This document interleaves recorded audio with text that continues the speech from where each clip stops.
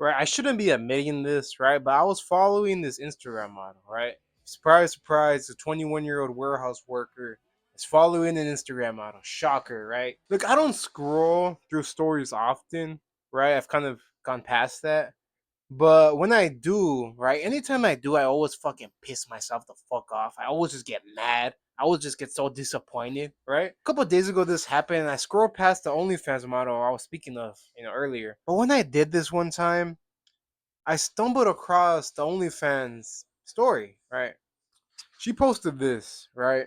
Hi, really random, but just in case any of you guys want to hear this, you are loved. Which, typical gooner bait, right? Reeling in all the chutter fish, just amplifying their parasocial relationship with the female who could give less of a fuck about them. You know what I mean?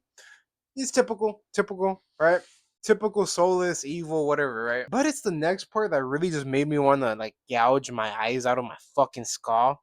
She said, "This is honestly emotional. I didn't know how many of you guys needed that."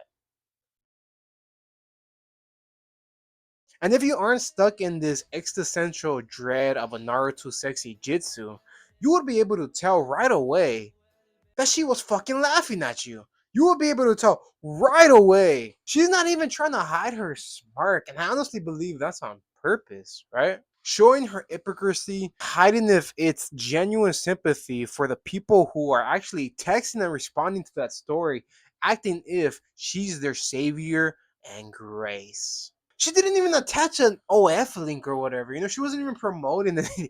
She wasn't even promoting anything. It's just like, and this is just one story I stumbled across upon thousands and thousands are probably out there, and it's just so, oh man.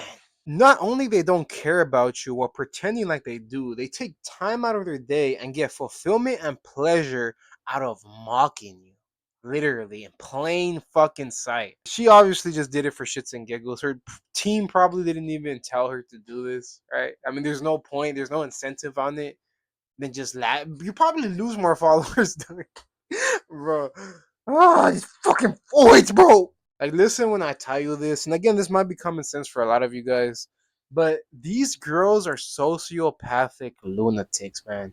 They're sociopaths by definition, legally as well, which makes everything just so much worse. I just really want to use this as a segue as well. I've been seeing this trend lately of people platforming OnlyFans stars, right? Like Aisha being included in Streamers University, Papa Roquel collaborating with Rakai, Clav collaborating with all these OnlyFans stars. It seems like the only people he collaborates with is OnlyFans women, right? Oh, what a coincidence. He met them at a club. Oh, wow, wow. Oh, it's not a business marketing strategy. No, no, no, no. Like, dudes literally run away from them on Instagram and Safari just to wind up seeing them on TikTok. Like, please let the voices fucking go away, bro. Let them go away, please. And I don't watch this slop personally, right? As adults, you don't really have the spare time or the energy inside of you to actually watch countless hours upon hours of just content farming on streams, right?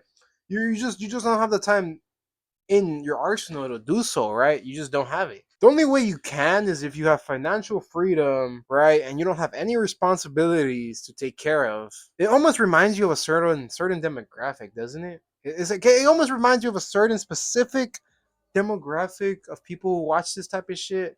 Yeah, it's marketed towards kids. It's marketed towards kids, guys. Sad thing too is it's marketed by the algorithm to be shoved down their throat as much as possible, especially with the whole incentive that Kick has. And I know that's more on the Clav side, this is Twitch's side, but it's really just meant to shove it down fucking, shove it down little Jimmy's throat as hard as they can, right? To make him addicted to this slop. Especially when they're collaborating with their favorite streamers, like, oh, Aisha's with Kai Cenat and Duke Dennis. Oh, wow, right? So it's kind of collateral damage for them on the moral perspective. Of course, from a financial perspective, they're, yippee, yippee, J.A., hallelujah, right? It's raining dollar bills in this bitch, right? When it comes to their side of things. Which, don't get me wrong, right? They're not family friendly themselves, right? Like when Kai Cenat collaborates with like Ice Bites and she has to like jiggle her ass for views or whatever, right? Like that's obviously again, right? That's gooner bait as well. But I would say that's more in the PG-13 aspect of things, right? As they're not literal porn stars. But when you're collaborating with these rated R exclusive, right, models, right? Things get heated up pretty fucking quickly, right? And little Jimmy's boner rises in nanoseconds, right? Like imagine if you're watching Kai Cenat, right? Kai doing what Kai does best, whatever he's doing nowadays. And then out of nowhere, out of the blue, right? Aisha, oh, shaking her ass, pops on screen. Oh wow. Oh my god. Right? The entire mood shifts automatically and all the energy and attention is directed towards her. Because again, at the end of the day, these are men, right? These are men. Men are more susceptible by nature to be horny. So what do you think the attention of the viewers and the attention of the creators are going to be focused on?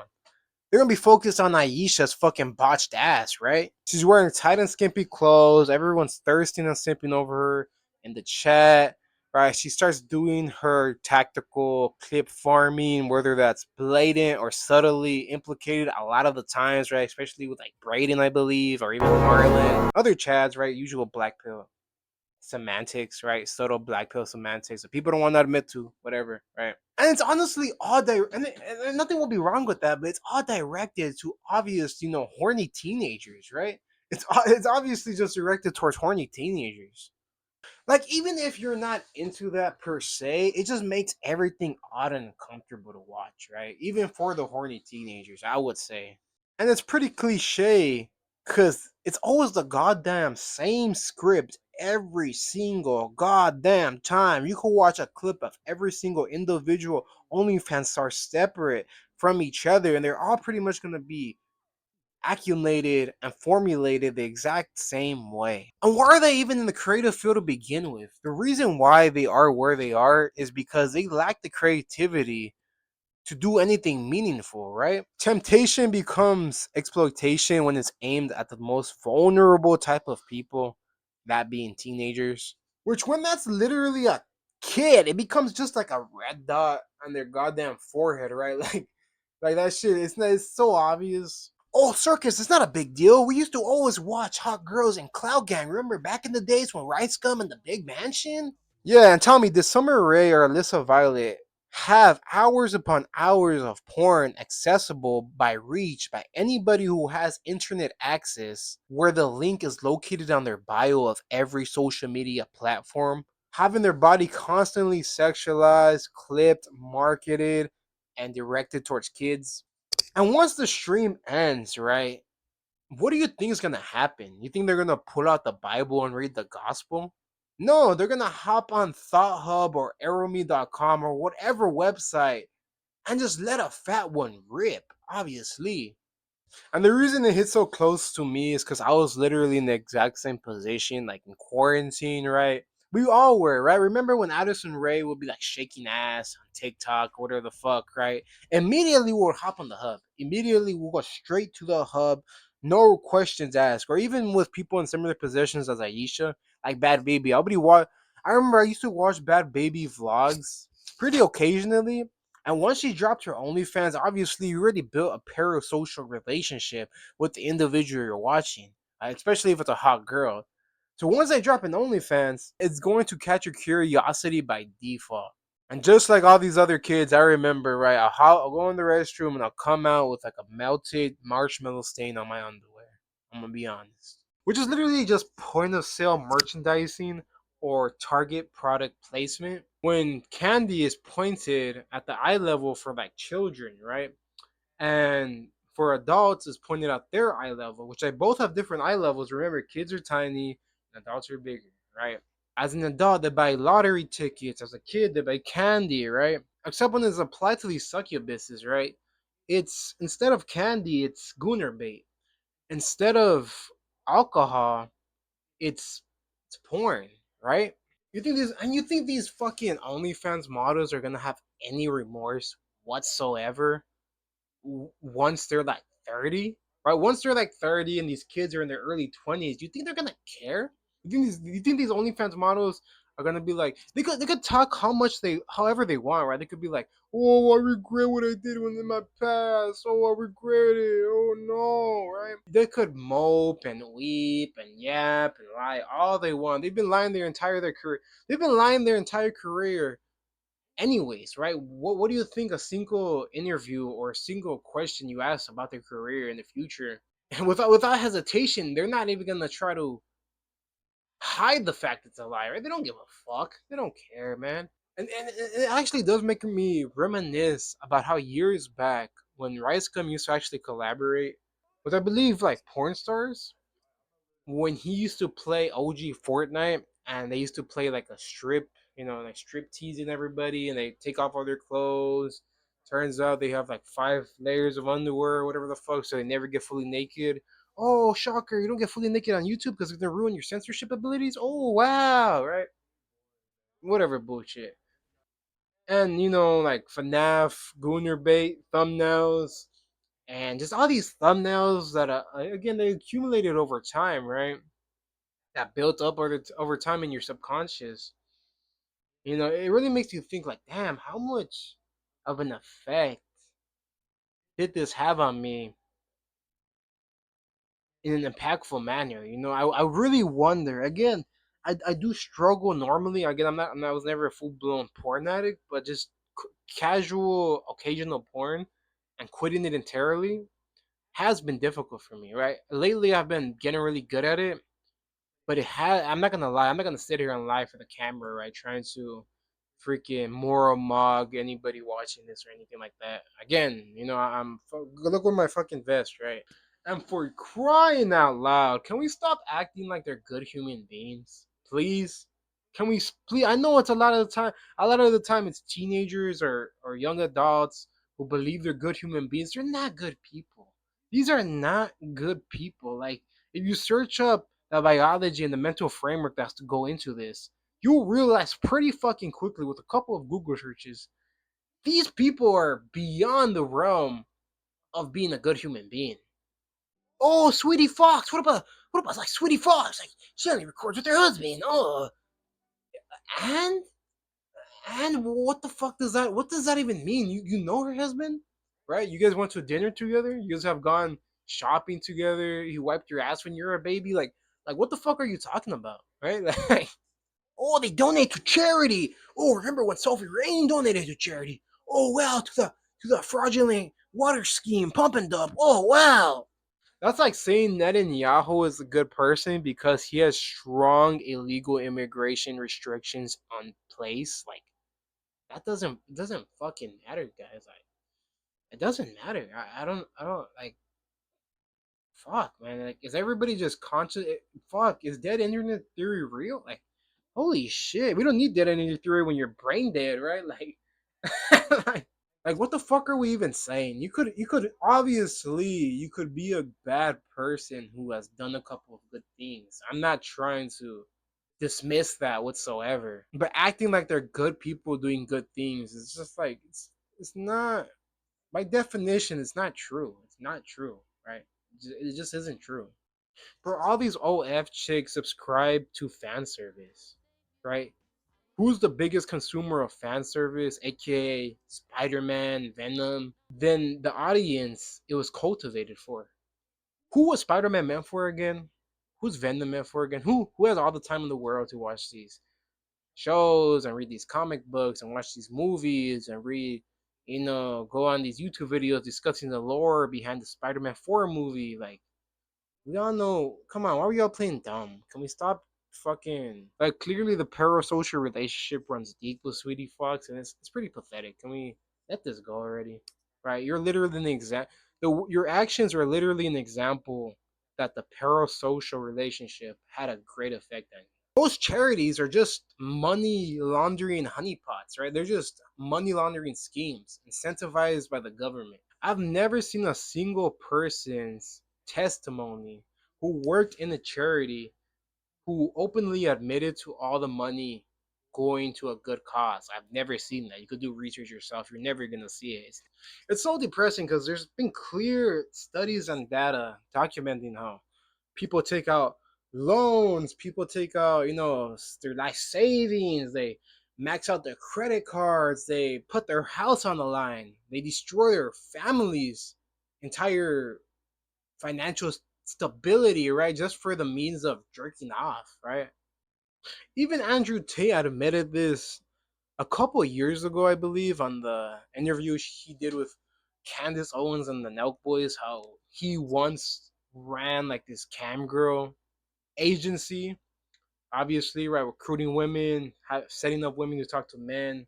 And this was back in the mid 2010s. Imagine how advanced these agencies have gotten, or I guess de advanced for everybody else, right? But the agencies themselves. Imagine how mm, the OnlyFans blew up stupendously over the course of the pandemic, right? Clearly, this was happening back in the 2010s when niggas were doing this shit, right? They were giving Andrew Tate $1 million. They were giving him $1 million. They're giving them money they probably didn't even really have, right?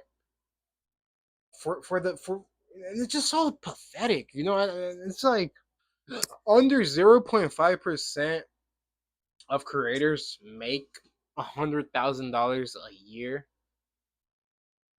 and they are clearly well above the top 1 percentile of all of it. These motherfuckers are known to be pulling tens of millions of dollars a month. What makes you believe that they are a part of the minority rejecting obscure offers of money, right? They're probably the ones encouraging it in the first place. No matter the person's state of instability, right? I know how these girls talk. They egg you on. They egg you on. I was once, again, that's probably a story for another time, but when I was like 18, I thought it was kind of smart to research how to run an agency. I mean, the tactics these gurus teach you to use are just so demonic, man. Even if a guy's broke, you're literally forced to send him like tease pictures, or you're constantly hitting up his email box, trying to suck him for more money and be like, hey, Hey, now you have, you know, hey, sweetie, I know you have one last dollar bill in your bank account, right? But I want to shove that dollar bill in between my titties and squeeze them. I want to show you on camera me squeezing Benjamin Franklin between my titties, please. Please join me in Benjamin Franklin on our threesome tonight, please. just like, you know what I mean? Like some bullshit like that. Like, like some dumb shit like that. And these guys fall for it. They fall for it because obviously, man, you're not in a good place, right? I kind of feel sympathy. I have sympathy for these guys because we've all been in that spot at one point. We probably haven't gotten that far where these guys do, but this might be the cultural norm where people will fall into in the future. We never know. It could be completely normalized and the normal discussing point amongst peers being addicted to OnlyFans. Just like how you're addicted to soccer or you're addicted to video games. It's going to become the norm at one point if this keeps going on. And these hoes aren't going to give a fuck. Oh, but Aisha said, why are you attacking Aisha? She said she doesn't do OnlyFans that much anymore. Come on, she moved on. She turned a new leaf. They never turned a new leaf. If they turned a new leaf, they wouldn't even be online anymore in the first place if they felt any sense of shame. This is ridiculous. Like Aisha could literally delete all of her content off the face of the internet, but obviously it being the internet, everything's permanent, right? Everything's gonna stay up. And the damage has already been done at that point. It's ridiculous. It's like saying, "Oh, Leonardo DiCaprio stopped filming as many blockbuster movie hits, so therefore people aren't gonna consume or watch those blockbuster movie hits." That's not how it fucking works. Obviously, that's not how it works, right? The damage has been done.